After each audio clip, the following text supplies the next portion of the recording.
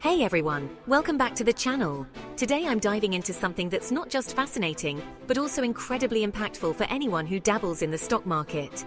Yes, I'm talking about the dramatic swings in the Indian stock market following the Lok Sabha election results. Historically, the outcomes of these elections have caused quite the stir in the market. Let's rewind and look at some of the past elections to understand how. Take 2004 for instance.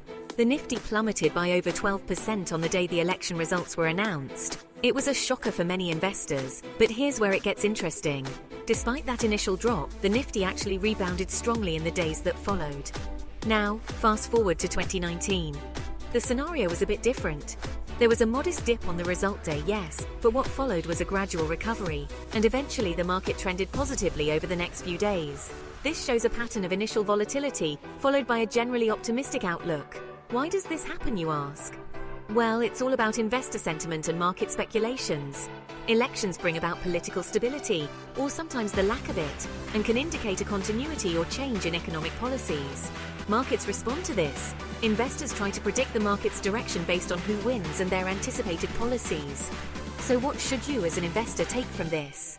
First, it's crucial to expect some level of volatility around election times. It's a part of the game. But more importantly, it's also vital to look beyond the immediate aftermath of the elections. History shows us that the market has a way of balancing itself out. Investing during such times requires a cool head and a keen eye on long-term potentials rather than short-term losses.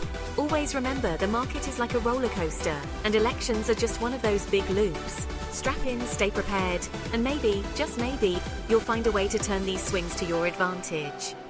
Thanks for tuning in. If you found this breakdown helpful, make sure to hit that like button and subscribe for more insights. And as always, keep investing smartly. See you in the next video.